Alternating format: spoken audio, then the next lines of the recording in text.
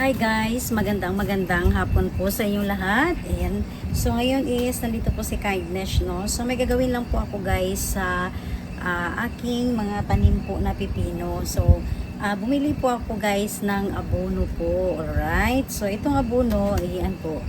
So dito sa Japan, marami pong klaseng abono. So kung ito, ano lang to, mga 2 kilograms lang po ang binili ni Kindness.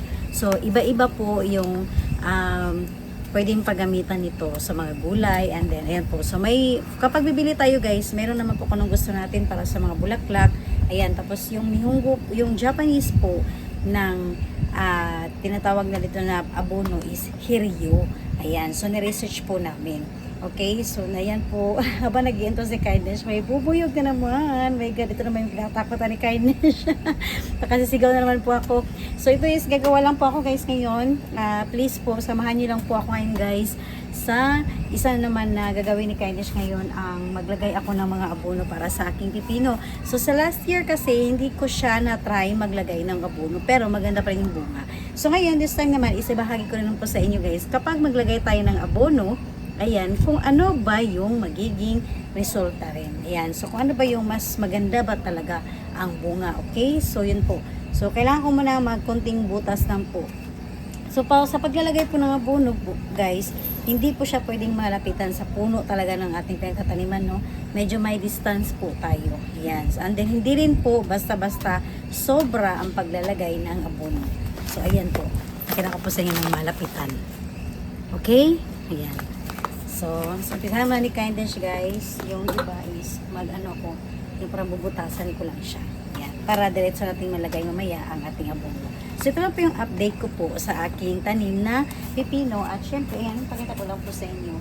Okay, unti-unti na po sila guys na namulaklak. Yan, humahaba na talaga, no? Yan po. Ito yung update ko po sa inyo. Okay.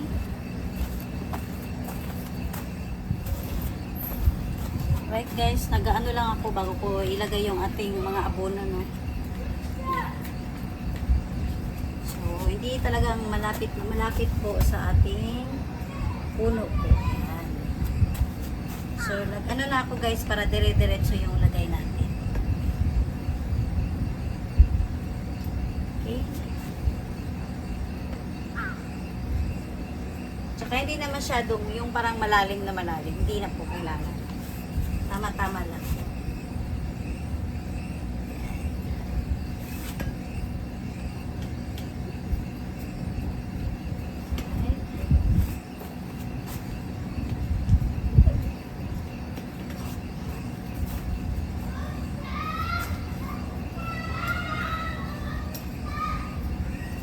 Okay. So, pwede na po yung umpisahan ni Kindness, guys. Ayun, narinig niyo po, mga kapitbahay ko po. Kasi ngayon po is Sunday.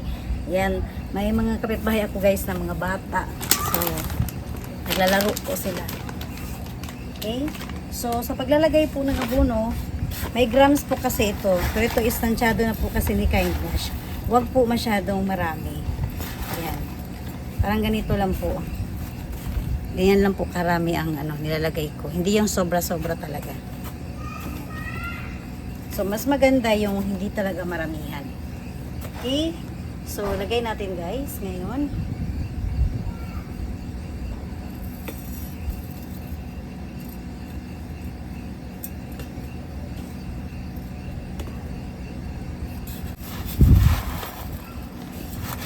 So, ayan guys. Paunti-unti lang po yung nilagay ni Kindness ng ating abono, no? Ayan. So, si Kindness po is galing po ako sa pamamalengke po. Ayan.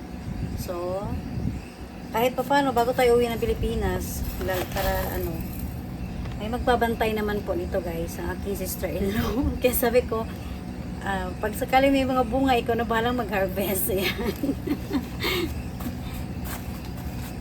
Ito naman tayo. Diba?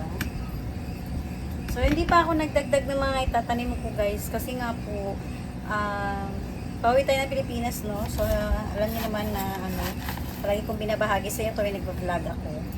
Ayan. So, hindi na ako nagdagdag pa kasi nga baka pagbalik ko, ganun. Hindi lang gagawin ni Kindness. Okay. Wow. So, So, napakadali lang naman po maglagay ng abono, no? So, maya-maya guys, pakita ko po sa inyo ng malapitan yung ating update ko po muli. Napakadali lang maglagay ng abono mga kakain.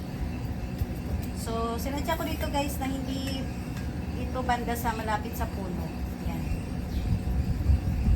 Okay. Tapos, dito naman sa kabila. Alam niyo ba guys, na tuwing umuwi si Kaidesh galing sa work, dito ako dumadaan kasi nga po may mga lights po siya. So, kinakausap ko rin sila, no?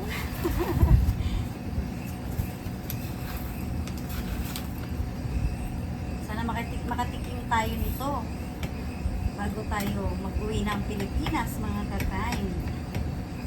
Ayan. So, ito lang guys, panghuli natin gagawin.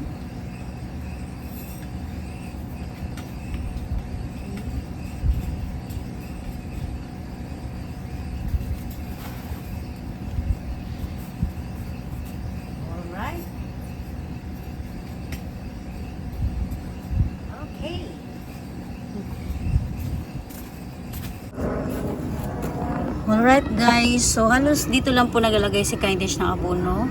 Yan po. So hindi talaga ako naglagay dito yung sa mga malapit sa puno po nila. Ayan. So lahat is nilagyan na po natin ito ng abono. Sana maganda ang magiging resulta, no? Na ginawa ni Kaidesh. At syempre diba, why not po, kung may mga paraan, why not na hindi po natin itry, diba po? So, para kung paano mas makahabis tayo ng mas maganda pa. Ayan. So, ito po yung guys, pakita ko po sa inyo ng malapitan. Ayan na po, may mga, ayan o, mga bulaklak na siya. Ayan. Ito po. So, laking tulong ng ginawa ni Kaidesh ito. Oh. Wow. Paakyat na siya ng paakyat, mga ka-kind. Okay?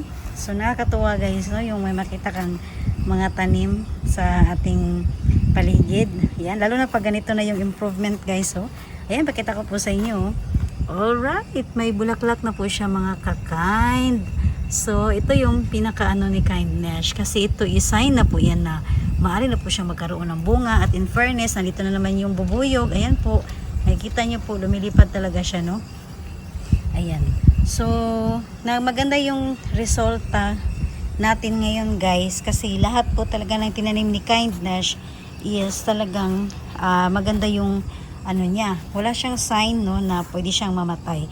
Although parang hindi sila sabay-sabay na mahaba. Ayan.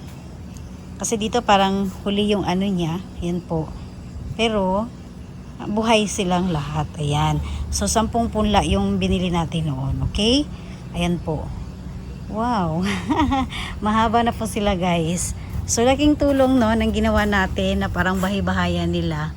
Kasi nga katulad po nito. Ayan. Kapag lalo silang mas maganda yung daloy po talaga ng kanilang mga yung mga dahon. Ayan. So sa baba po guys, halos may mga bulaklak na. Oh. Yun, napansin nyo po, kulay yellow. Ayan. Oh, diba? Excited kayo si Kaidesh. So maganda rin, may net talaga, oh, kasi nga kumakapit talaga sila dito banda guys, so sa net. Dito wala ito banda. So maaring habulan ko ito. Ayan, maghahabol si Kaidesh. Lagyan natin ng net dito banda guys. Kasi dito parang nakabuelo sila dahil may net. Yan nga po. Ayan, so dito kasi banda guys, so napansin nyo po, may net siya. So parang mas mabilis yung kanyang pag-scattered po, no. Dito kasi, oh, ito parang medyo hindi kasi walang net na hindi pa siya nakaano talaga. Ayan. So dito rin walang net. Ayan. So parang guys, binabahagi lang palagi ni Kaidesh, lalo na pa sa mga kabayan ko po na mahilig magtanim na kahit sa paso lamang. So ano ba yung mga ginagawa ko? Ano ba yung mga pinaglalagay ko? Ano ba yung mga observation ko sa mga tanim? Lalo na kung hindi tayo mga expert po sa pagtatanim. Alright? So ayun po yung update ni Kaidesh sa aking pipino po, mga kakain. Alright guys, so ngayon po is yun lang po ang aking binahagi sa inyo, no, sa vlog po ngayon ni Kaidesh.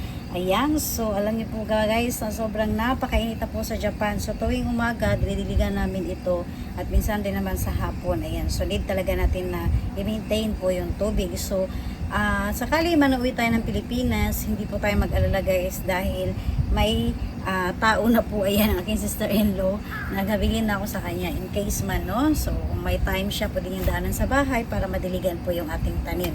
Alright, so ako muna magpaalam sa inyong lahat guys at maraming salamat po palagi sa pagsubaybay po sa YouTube channel ni Kindness. Ayan, at sa mga manunood pa lang sa ibang mga videos ni Kindness, maraming salamat po sa inyong lahat, and please subscribe po at like and share. Ayan po.